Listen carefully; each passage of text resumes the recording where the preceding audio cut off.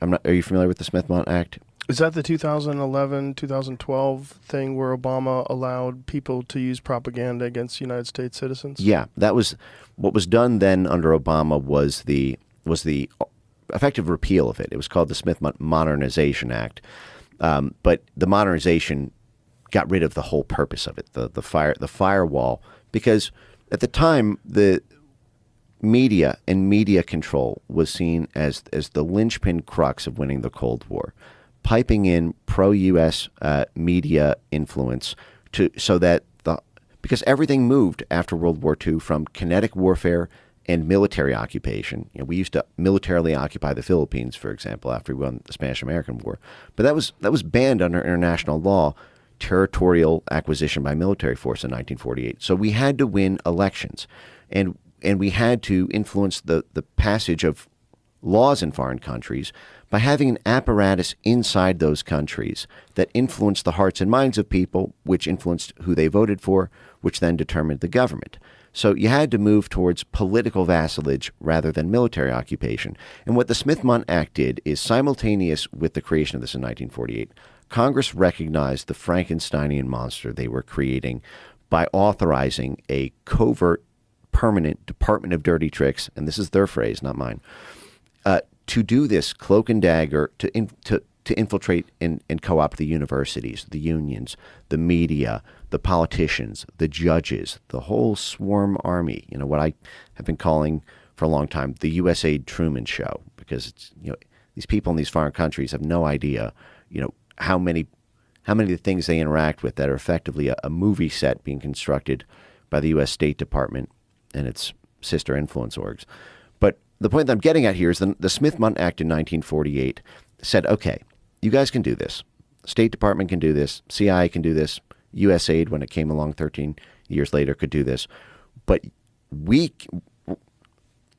so there was a guy named Frank Wisner who was known as one of the godfather figures of the CIA. He's known for creating what was called the Wisner's Wurlitzer, which was it's like a church organ, and that he would brag that he could play the international media like a symphony to make any media narrative go viral in any country on earth because of the suite of CIA proprietary media functions and its distribution network, especially when the U.S. had first mover advantage in radio and print. It's basically the U.S. and U.K. were the only games in town, really, in having robust radio, film, TV, and print media. So the Smith Mundt said, okay, you can do that abroad. You can plant fake news stories in France. You can, have propaganda blare into Africa or Western Europe or Central Asia, but that can't come home. You can't psyop our own people with your propaganda organ abroad, because the whole point of authorizing this is that we get cheaper gas, we get import-export markets, we get a high standard of living, because if a foreign government doesn't want to give up its resources or allow a U.S. military base or allow joint partnerships or exports of goods or U.S. multinational corporations to operate there, then the American people suffer economically. So it was always designed to say, listen, you can do this dirty stuff abroad, but it can't come home. And even that protection, which lasted for 70 years, and we only lost it a decade ago. We're up against a much actually deeper, darker problem with this USAID scandal, and as people will see increasingly, the scandals that will break open at the Pentagon and the State Department, which is that we have a Smith Mundt problem for funding and operations. It's not just propaganda.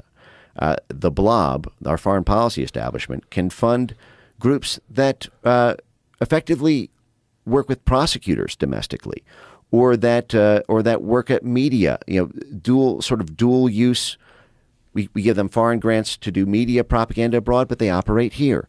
Or social media censorship, to coerce foreign countries to pass foreign censorship laws that explicitly and are intended to attack U.S. social media companies and in U.S. peer-to-peer speech. So we need that protection.